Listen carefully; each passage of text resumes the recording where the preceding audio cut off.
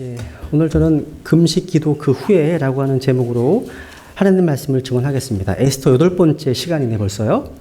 여러분 에스터를요 두 부분으로 나눈다면 1장부터 4장까지가 전반부이고 5장부터 10장까지가 후반부 나눌 수 있습니다. 전반부에는요 왕비의 패비, 또 새로운 왕비의 간택, 또 하만의 유대인 말살 음모가 기록되어 있고, 후반부 5장부터는 이제 하나님의 섭리로 유대인들이 위기에서 극복해가는 내용이 나옵니다. 여기 에스더서 후반부가 시작되는 부분이 5장부터 시작되는데요.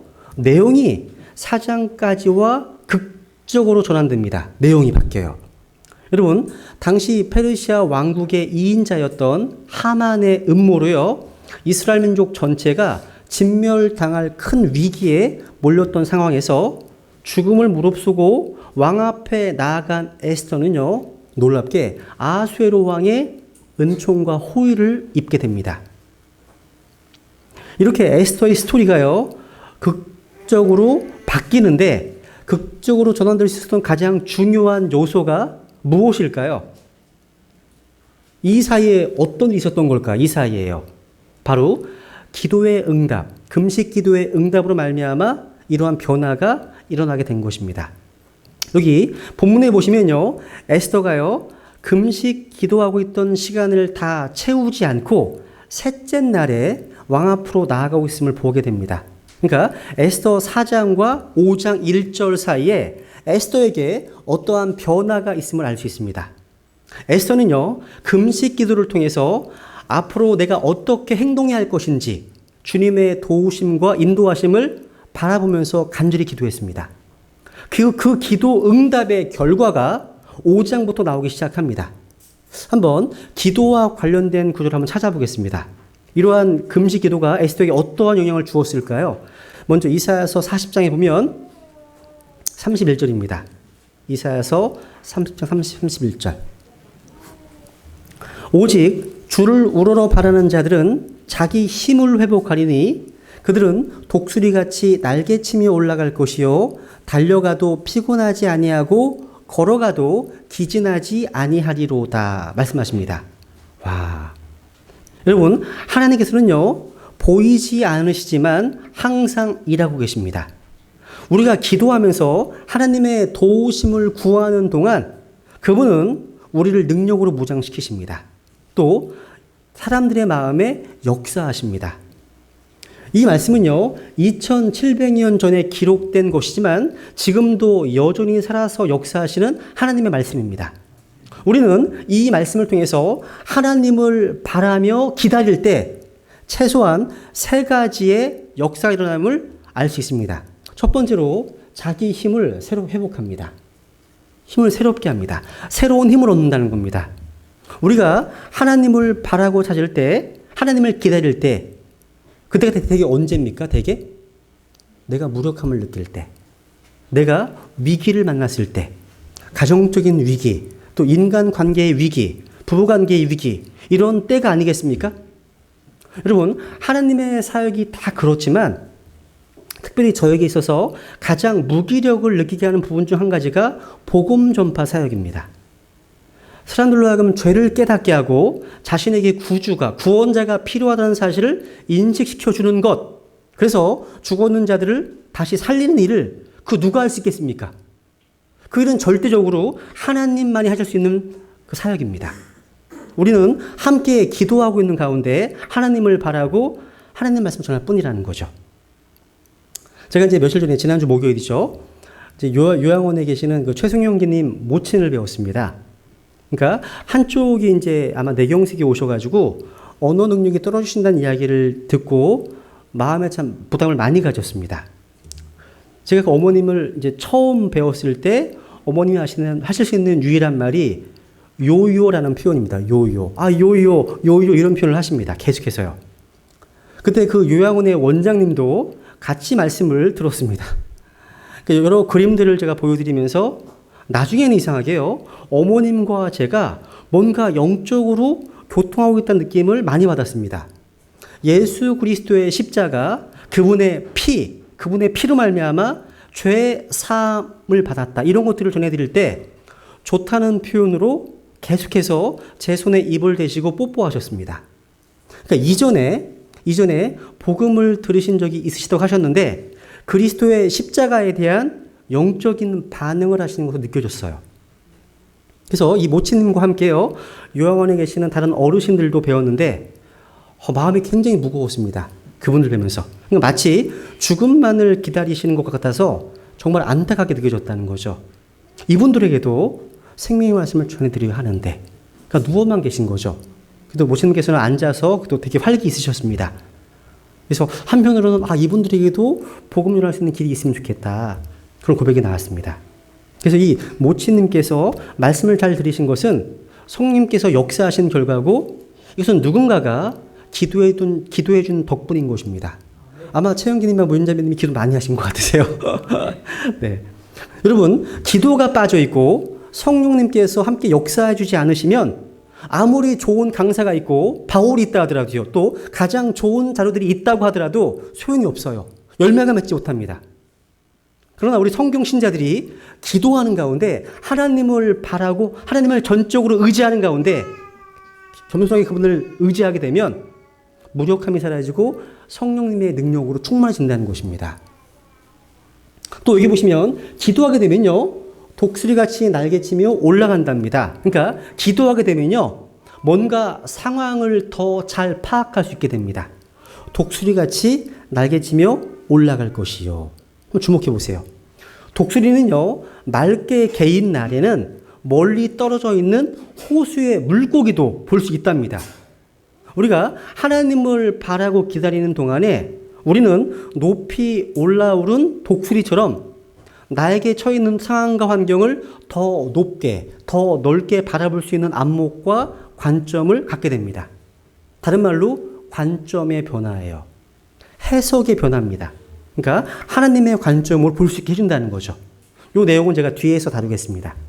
세 번째, 우리가 기도하면서 하나님을 우러러 바라보게 될 때, 그 다음 보시면 달려가도 피곤하지 아니하고, 그러니까 다함이 없는 능력을 공급받습니다. 달려가도 피곤하지 않다. 그럼 찬송가 보시면 오 놀라운 구세주 예수네주 하시면서 메마른 땅을 걸어가도 종일 걸어가도 나 피곤치 아니하며, 이게 여러분과 저의 경험이 되셔야 됩니다. 정리하면요, 우리가 기도하면서 하나님을 우러러 바라보고 기도할 때, 기다릴 때 우리는 힘을 새롭게 회복되고 더 높게, 더 넓게 바라볼 수 있는 관점, 또 다함에 없는 능력을 가질 수 있게 된다는 사실입니다. 여러분이요, 혹시 되게 피곤에 쩔어 사세요? 요즘 현대인들은 지하철만 타면 다 졸든지 핸드폰 하든지 둘 중에 하나입니다. 피곤에 쩔어 살고 있습니다. 이게 왜 그럴까? 오스왈드 챔버스라는 분이 쓰셨습니다. 글을요. 이렇게 얘기합니다. 저와 여러분이요, 하나님과 바른 관계에 있을 때 덜 피곤함을 경험한다고, 생명력이 충만하게 된다고. 매일매일 피곤에 쩔어 있다면 그 원인이 무엇일까? 그것은 성경을 말씀, 기도를 통해서 하나님으로부터 능력을 공급받지 못하기 때문이다. 이렇게 설명합니다. 그런 경험해 보시지 않으셨어요? 하나님과 바른 관계에 있고 성령으로 충만하면요, 왜 이렇게 안 피곤하지? 별로 안 피곤하네? 그러니까 뭔가 굉장히 활성화돼요. 막 깨어있는 거죠. 여러분, 하나님과 바른 관계와 교제 가운데 있다면 생명력이 풍성한 삶을 살 수 있다는 겁니다. 여러분, 모든 유대인들이요, 에스더를 위해서 금식 기도하는 동안, 또 에스더 스스로 하나님께 금식하며 기도하고 있는 동안, 이사야 40장 이 말씀처럼요, 에스더는 새롭게 힘을 얻었음이 틀림이 없습니다. 기도하는 동안 에스더는 두려움이 사라지고 담대함을 얻게 되었습니다. 약간 하울링 생기는 거 같지 않으세요? 괜찮으세요? 들으시기? 소리? 네. 그래서 여러분, 에스더 4장 11절에 보면요, 에스더는 두려워했습니다. 에스더가 이렇게 고백하잖아요.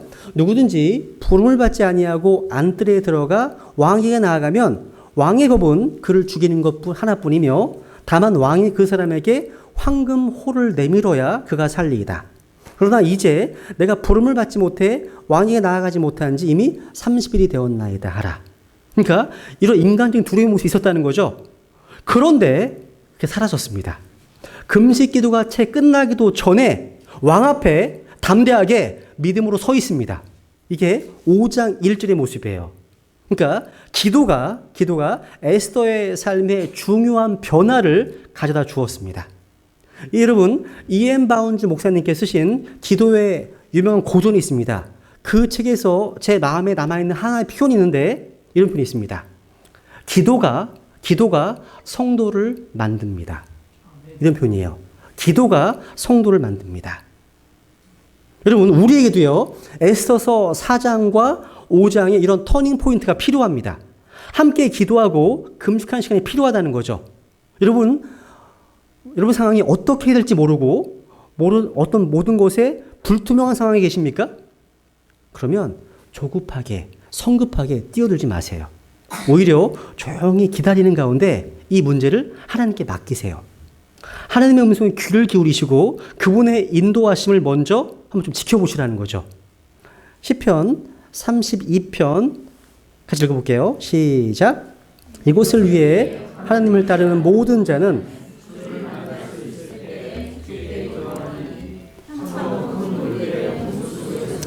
물들이 그에게 닥치지 못하리이다. 주께서는 나의 은친처이시오니 주께서 고난에서 나를 보존하시고 구출의 노래들로 나를 애워싸시리이다. 셀라.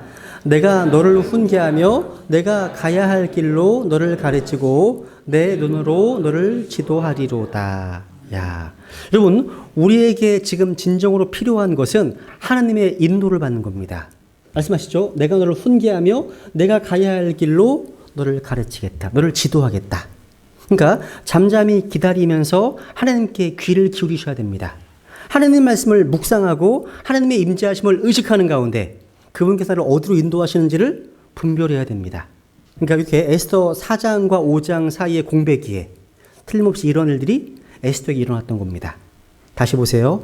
에스더 5장 1절 아까 제일 처음 뭐가 나와요? 이제 셋째 날에. 그러니까 에스더 5장부터 왕후 에스더의 본격적인 활약이 시작됩니다. 그 첫 문장 이렇게 시작합니다. 이제 셋째 날에.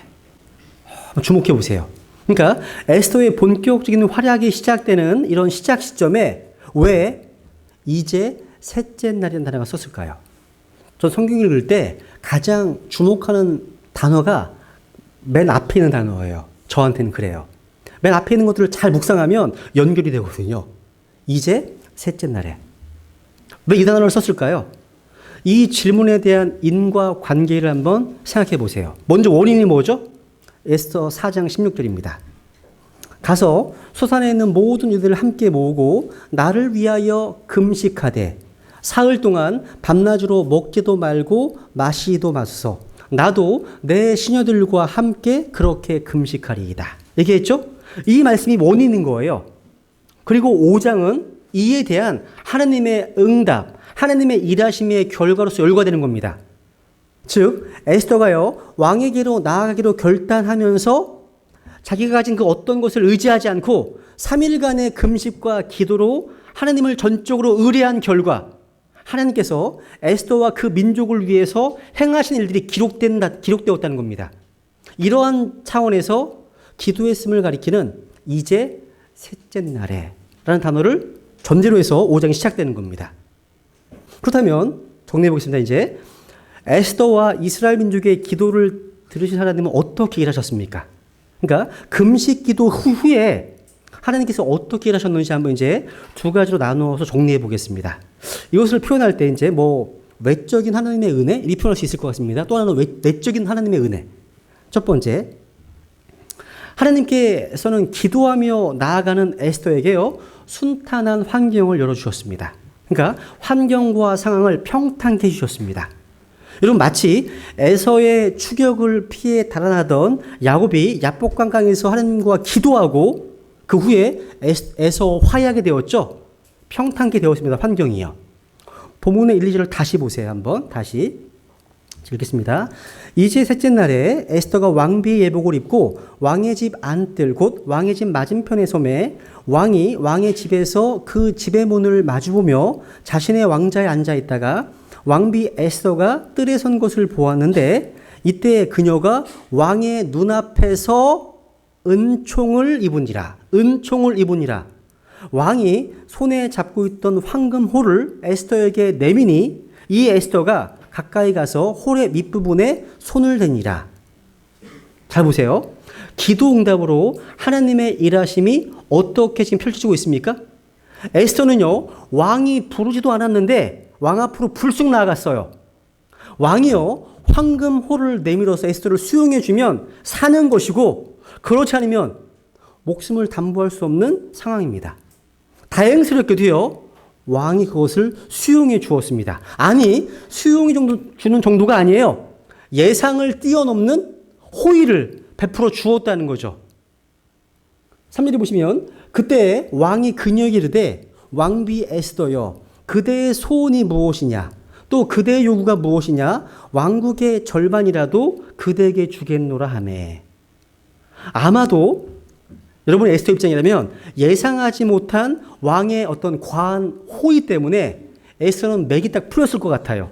그러니까 변덕이 심한 왕의 특성을 잘 알고 있었던 에스더였기 때문에 왕 앞으로 나아가던 발걸음이 얼마나 긴장되었겠습니까? 근데 왕국의 절반이라도 그대에게 주겠노라. 이런 왕의 반응이 굉장히 어리둥절하기까지 했을 것 같습니다. 그런데 이런 일이 어떻게 가능했을까요? 이 질문에 답하려면 주목해야 될 표현이 있습니다. 아까 제가 강조했습니다. 그녀가 왕의 눈앞에서 그 다음 은총을 입은 이 표현이에요. 이것이 5장의 실말입니다. 은총 밑줄 치세요. 밑줄. 제가 밑줄을 치라는 것은 중요하다는 거고요. 25일 날 시험에 나온다는 뜻입니다. 은총입니다. 은총. 근데 이 표현이요. 에스더서 2장 17절에서 나옵니다. 보세요. 2장 17절. 왕이 모든 여인보다 에스더를 더욱 사랑하므로 그녀가 모든 처녀보다 왕의 눈앞에서 은혜와 은총을 더 많이 입으니라. 이에 왕이 그녀의 머리에 왕비의 관을 씌우고 그녀를 와스티 대신 왕비로 삼았다고 되어 있죠. 이게 뭘 얘기합니까? 에스더가요, 아수에로 왕을 처음 대변하던 그때도 그렇고 민족을 구하기 위해서 목숨을 걸고 왕 앞으로 나아간 지금의 혼미한 상황도 그렇고 하나님의 은혜를 표현할 때 사용하는 뭐가 나와요? 은총. 은총이라는 단어를 사용해서 그 과정에 하나님께서 개입하고 계심을 우리에게 보여주는 겁니다. 다시 말해서 왕의 마음을 움직여주시는 분이 누구라는 거예요? 하나님이시라는 거예요. 제가 이걸 읽으면서 잠언 21장 말씀이 떠올랐어요. 읽어보세요. 잠언 21장 1절. 시작. 왕의 마음이 물 있는 강들과 같이 주의 손 안에 있나니 그분께서 친히 원하시는 곳으로 그것을 돌리시느니라. 야, 그러니까 왕의 마음이 주님의 손 안에 있습니다. 그러니까 어려운 상황과 환경에 하나님이 개입하셔서 그 환경을 평탄케 하시는 분이 우리 하나님이십니다. 이것은 기도의 응답으로 하나님께서 하신 일입니다. 마치 창세기 39장 21절에서 주님께서 이집트의 관수 앞에서 요셉에게 은총을 베푸셨던 것처럼 또 출애굽기 3장 21절에서 주님께서 이집트 백성들이 이스라엘 백성들에게 은총을 베풀게 하신 것처럼 하나님께서 아수르 왕에게 역사하셔서 에스더에게 은총을 베풀게 하셨다는 겁니다. 오늘날 우리가 사는 이 시대는요, 뭐 북한 핵 문제를 포함해서 일본의 독도 영유권 문제, 역사 국정화 문제, 또 파리에서 발생한 이 테러리즘의 문제, 되게 시끄럽잖아요, 문제들 때문에. 그죠? 또 아까 반기문 총장, 박원순 후보 다 동성 결혼에 긍정적이라는 사실을 다 우리가 알고 있습니다. 이런 상황 속에서 우리 성경 신자들이 뭘 해야 될까요? 무슨 일을 해야 될까요? 기도하시는 거예요. 기도하시는 겁니다. 위정자를 위해서. 같이 읽겠습니다. 시작.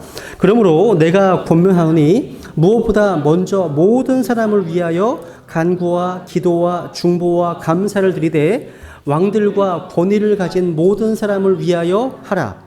이것은 우리가 전적으로 하나님을 따르며 정직한 가운데 조용하고 평화로운 삶을 살고자 함이라.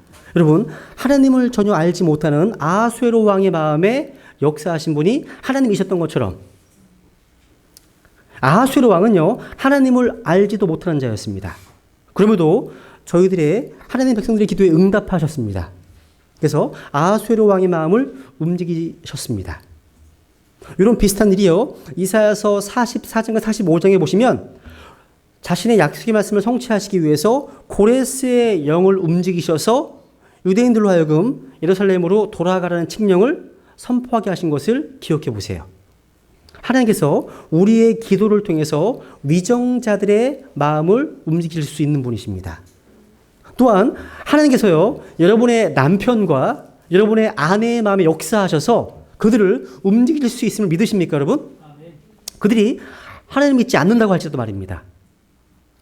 왜 하나님께서 우리에게 위정자들을 위해서 기도하라고 명령하실까요? 여기 뭐예요? 우리가 전적으로 하나님을 따르고 또 정직한 가운데 조용하고 평화로운 삶, 하나님을 섬길 수 있도록 하기 위해서입니다. 그 목적으로 기도하는 거예요. 기도하셔야 됩니다, 여러분요. 여러분, 그 해리 아이언사이드라고 하는 유명한 성경 교사가 있어요. 이분이 에스더 이 5장을 강의하시면서 이렇게 주석하고 있더라고요. 3절에서요, 아하수에로 왕이 에스더에게 한 말, 이 말은 마치 백지 수표처럼 신약 성경에서요, 에베소 3장 10절, 또 빌립보 4장 19절 같이 읽겠습니다. 기도 응답에 대한 놀라운 말씀입니다. 시작. 이제 우리 안에서 일하는 권능에 따라 우리가 구하거나 생각하는 모든 것 이상으로 심히 넘치도록 능히 행하실 분에게 또 오직 내 하나님께서 그리스도 예수님을 통해 영광 가운데서 자신의 부유하심에 따라 너희의 모든 필요를 공급하시리라. 이러한 보배로운 약속들을 우리에게 생각나게 해줍니다. 야, 그러니까 하나님께서는요, 자신을 신뢰하는 자들에게 내 소원이 무엇이냐 물으십니다.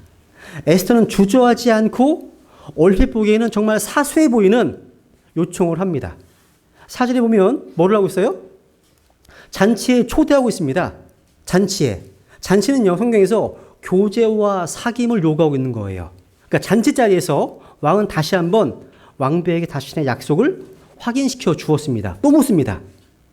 그러면서 이 해리 아이언사가 이렇게 말합니다. 참된 기도의 약속은요, 오직 하나님과의 교제, 사귐으로부터만이 생겨난다고.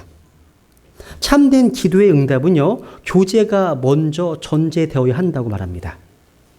여러분, 우리의 기도 모임, 우리 예배 모임, 또 성경 읽기 이런 것들이 굉장히 좀 생명 없는 모습으로 전락해버리는 이유가 뭐냐면 하나님과의 교제와 사귐이 결여되기 때문이라고 얘기합니다. 그래서 여러분, 기도 집회는 교회 모임의 맥박이다. 이런 말. 기도 모임, 기도 집회는 교회 모임의 맥박이다. 이 말은 올바른 표현입니다. 그러니까 기도 집회가 활기가 없고 죽어 있다면 다른 활동이 어떠하든 간에 성도가 얼마나 많이 온다 하더라도요, 얼마나 많은 사역을 한다 하더라도요, 영적으로 되게 낮은 수준의 상태에 있음을 암시해 주는 겁니다. 저는 저희 교회에 평일 모임, 이 화요일 모임이 부흥되기를 기도하고 있습니다. 50분 정도 성경 공부를 한 이후에요, 함께 모여 기도합니다. 형제님들끼리, 자매님들끼리. 더 많은 시들 함께 참여하기를 기도하고 있습니다. 여러분, 건강한 교회는요, 주일날에 참여하는 숫자와 평일 모임에 참여하는 숫자가 차이가 없을수록 건강한 교회다라고 말합니다. 그러니까 배단신대교회 많은 지체분들이 거리상으로 되게 멀리 떨어져 계신 것은 이해할 수 있지만 함께 할 수 있는 거리에 있음에도 혹시 그 마음이 하나님과 멀어져 계신 분들이 계시다면 그분의 회복을 위해서 기도할 뿐입니다. 여러분, 우리가 함께 모일 수 있는 것은 축복입니다. 축복입니다. 여러분, 에스더가 이렇게 기도할 때 그녀가 처한 절박한 상황이 평탄케 되는 은혜가 임했습니다. 왕이요, 마음을 바꾸어서요, 환경을 평탄케 해주었던 건 축복. 이것이 아마 저와 우리 자녀들이 구해야 될 기도 제목이 아닐까. 자녀들을 위해서도요, 에스더가 경험한 이런 환경의 평탄함을 놓고 기도하셔야 됩니다. 우리가 기도할 때, 자녀들을 위해 기도할 때요, 하나님, 우리 아이가 수능 몇 점 맞게 해주시고, 하나님, 내가 무슨 대학 갈 수 있게 해주시옵소서. 이런 게 아니에요. 이런 것보다 더 절박하게 구해야 될 기도가 있습니다. 하나님, 우리 부모의 기도를 통해서 자녀들이 우리 아이들을 만나는 사람들마다 은총을 가지고 우리 아이들을 대할 수 있게 은혜를 주옵소서. 이런 기도가 필요하지 않을까요? 이것이 바로 평탄케 하시는 복을 달라는 기도입니다. 우리가 이런 기도를 주님께 드려야 됩니다. 이것이 바로 에스더가 받아 누렸던 기도 응답의 은혜입니다. 두 번째, 이제 에스더가 받아 누린 기도 응답은요, 두 번째, 중요합니다. 이제 문제를 헤쳐나갈 수 있는 지혜를 주셨어요. 이걸 다른 말로 얘기해서 내적인 하나님의 은혜, 이렇게 표현할 수 있을 것 같습니다. 그러니까 여러분, 하나님께서요, 평탄케 해주시는 은혜를 주셔서 주변 사람들이 다 나를 좋게 봐주어도 우리 내면에 지혜가 없다면 소용이 없어요. 그러니까 지혜롭게 환경을 헤쳐나갈 수 있는 에스더의 모습을 보면 감탄이 절로 나와요. 첫 번째, 에스더는요, 사악한 하만의 음모에 대해서 즉시 털어놓지 않았습니다. 하나님의 때를 기다렸다는 거예요. 에스더는요, 적당한 때를 기다릴 줄 아는 지혜로운 여인이었습니다. 서두르지 않았다는 거예요. 어떻게 그게 가능할까요? 그 이유가 뭐라고요?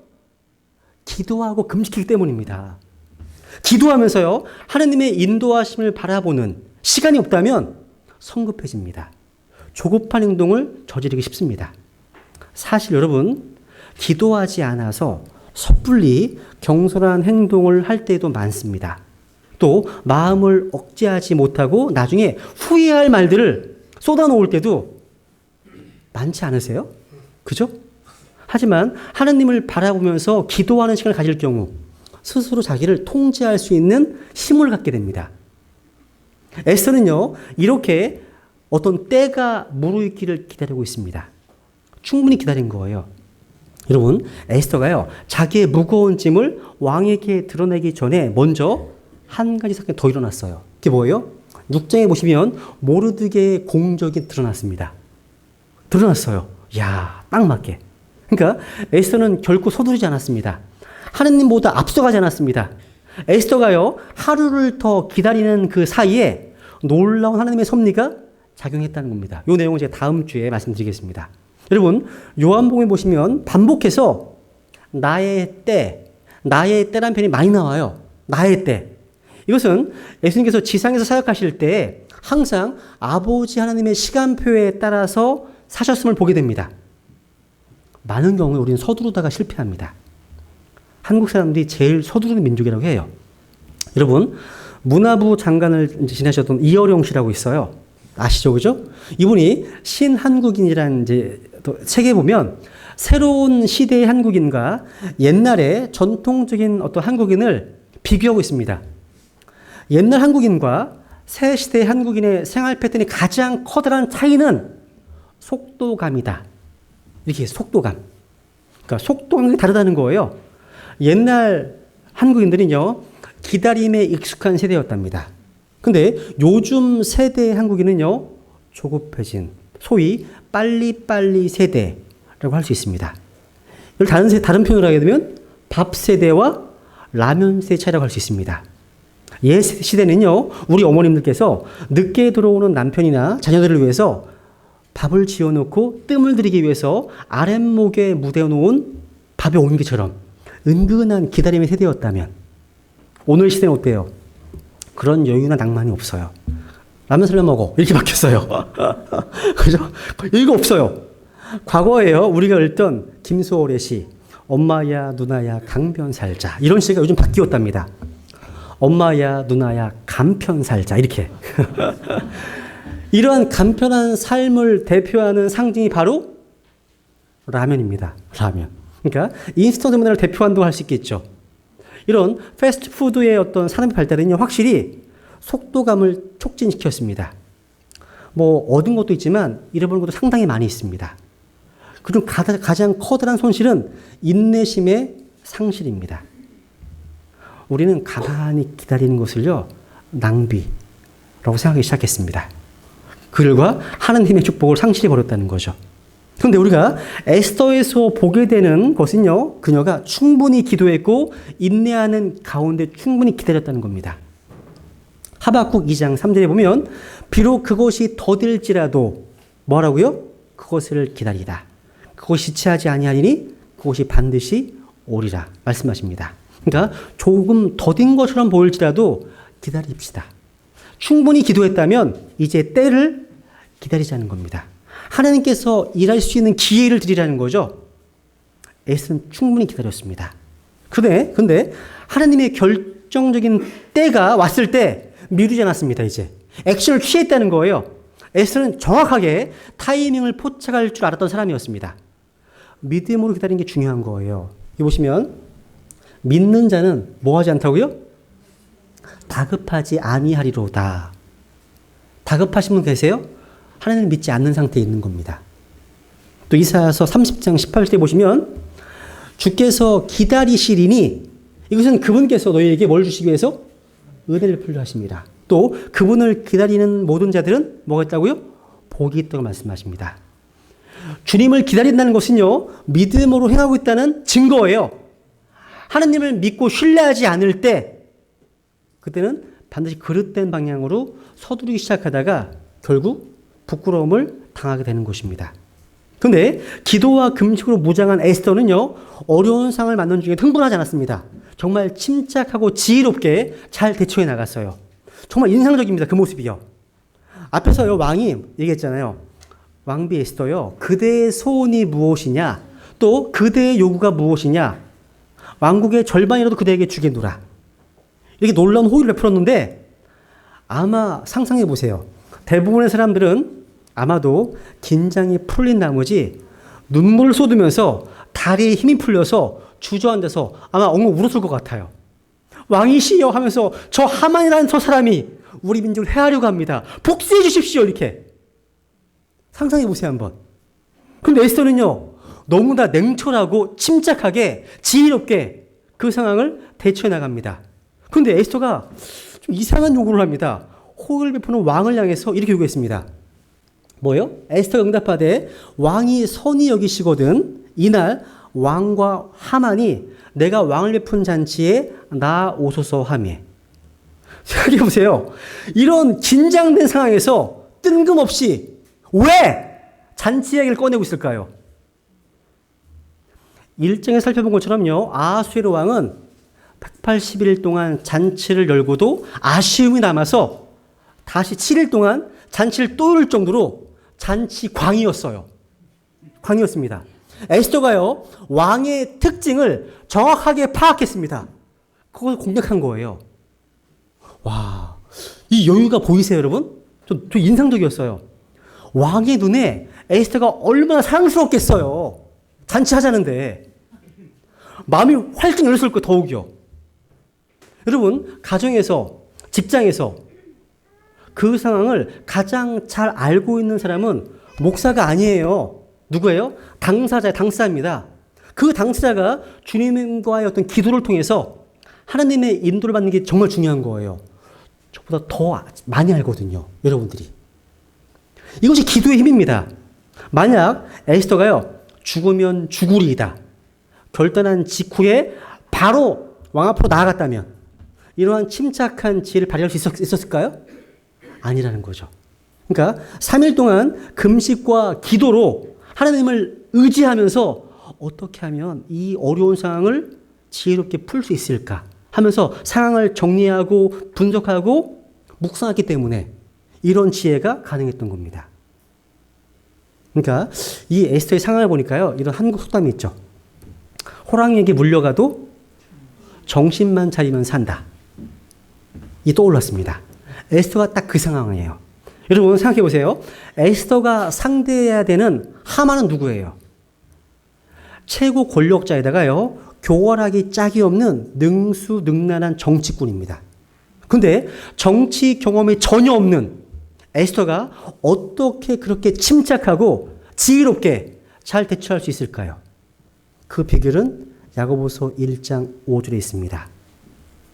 같이 읽겠습니다. 시작. 너희 중에 어떤 사람이 지혜가 부족하거든 모든 사람에게 너그러이 주시고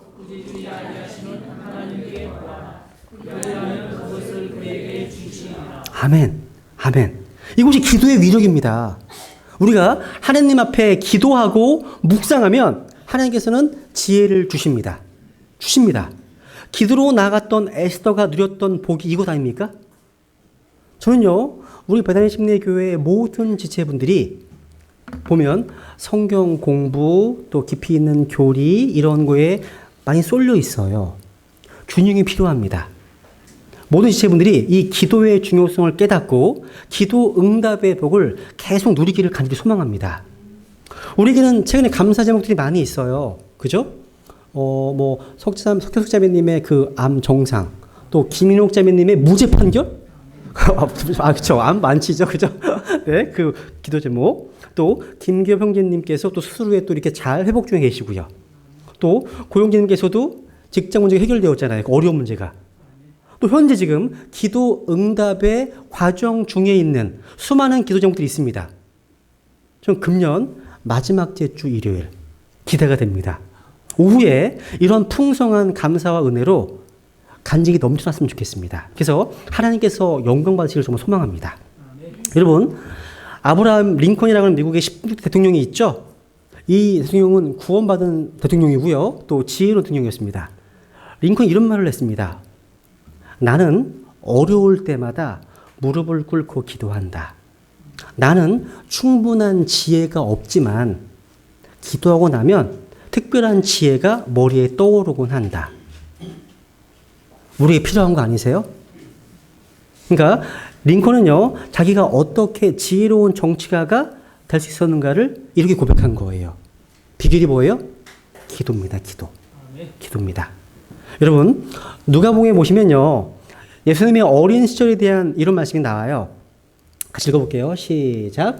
아이가 자라며 영이 강하게 되고 지혜가 충만하며 하나님의 은혜가 그 위에 있더라.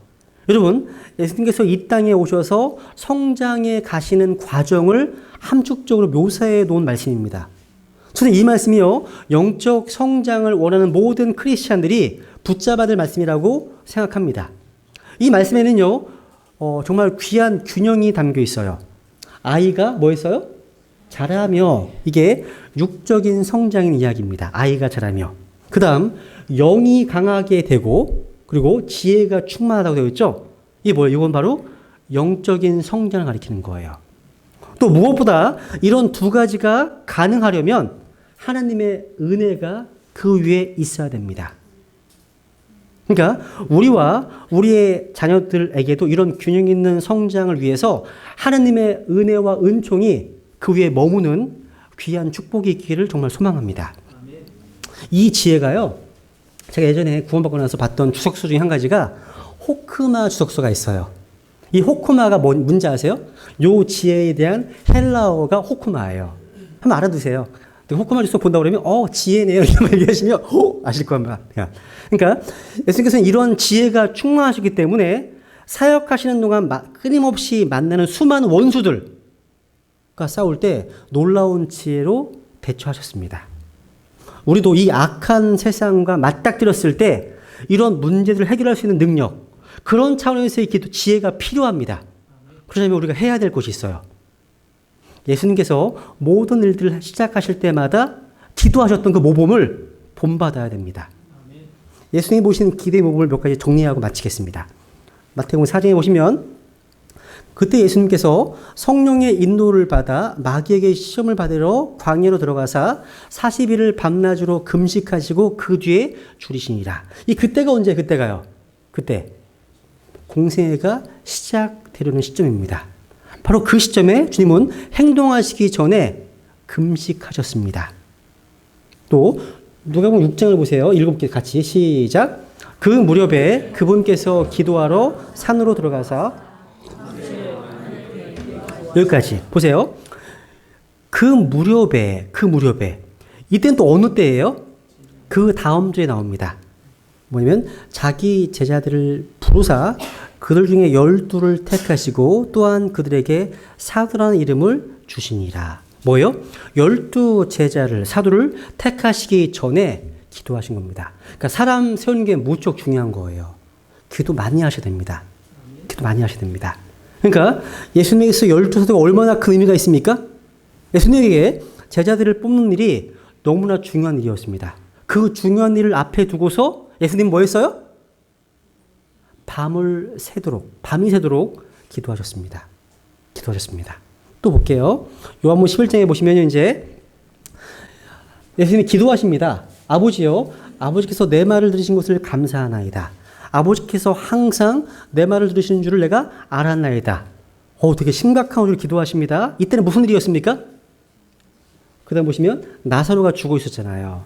죽은 나사로를 살리셨습니다.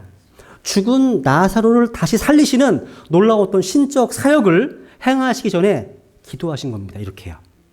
한 구절 더 볼게요. 같이 읽겠습니다. 시작. 그분께서 그곳에서 그들에게 이르시되 너희가 시험에 빠지지 않게 기도하라 하시고 그들에게서 물러나 돌을 던지면 닿을 수 있는 곳으로 가사 무릎을 꿇고 기도하며 이르시되 아버지여 만일 아버지의 뜻이거든 이 잔을 내게서 옮기시옵소서. 그러나 내 뜻이 아니옵고 오직 아버지의 뜻이 이루어지기를 원하나이다 하시니. 또 어떤 상황입니까? 그렇죠. 십자가를 지시기 직전입니다. 예수님은 십자가를 앞에 두고 정말 땀방울이 핏방울이 되시기까지 몰두하고 전념하셨습니다. 이러한 기도의 모습을 우리가 배워야 됩니다. 오늘 우리는요, 에스더가 맞닥뜨렸던 교활한 최고 권력자 하만과 같은 악한 세력의 공격에 늘 노출되어 있는 시대를 살고 있습니다. 교회를 한번 보세요. 교회를요. 너무나 무서운 대적의 공격 앞에 무기력하게 쓰러지고 있지 않습니까? 현재 지금. 가정은 어떻습니까? 가정은요. 오늘 우리 그리스도인들의 가정을 무너뜨리려고 상상을 초월하는 공격이 감행되고 있다는 사실을 느낄 수 있지 않으십니까? 우리 자녀들은 어때요? 우리 자녀들이요. 얼마나 무서운 공격에 노출되어 있습니까? 우리가 잘할 때만 하더라도요. 자녀 교육이 그렇게 힘들지 않으신 것 같아요. 사춘기라고 해봐요. 부모님 손바닥이 아니었어요. 그죠? 근데 지금 우리 자녀들은요. 부모님의 손이 닿지 않는 곳에서 놀고 있습니다. 스마트폰이나 인터넷에서요. 뭐라고 했는지 부모들은 아무것도 몰라요. 아이들이 문을 닫고 있으면 몰라요. 오늘날의 자녀 교육은 우리 부모의 영역 밖의 일인 것 같아요. 그래서 더더욱 은혜를 구해야 됩니다. 하나님, 자녀 교육에 있어서 은혜가 필요합니다. 지혜가 필요합니다. 이 아이들을 잘 양육할 수 있도록 지혜를 주옵소서. 이런 기도를 할 수밖에 없습니다. 하나님께서요, 에스더에게 평탄케 하시는 은총과 지혜를 허락해 주셨던 것처럼, 그래서 이스라엘 백성들을 구원해 주셨던 것처럼 우리 배단심리교회 성도님께서도요, 이 땅에서 사는 동안 이런 기도를 통해서요, 내적으로 지혜가 충만한 성경 신자들이 되시기를 간절히 소망합니다. 예, 기도하겠습니다.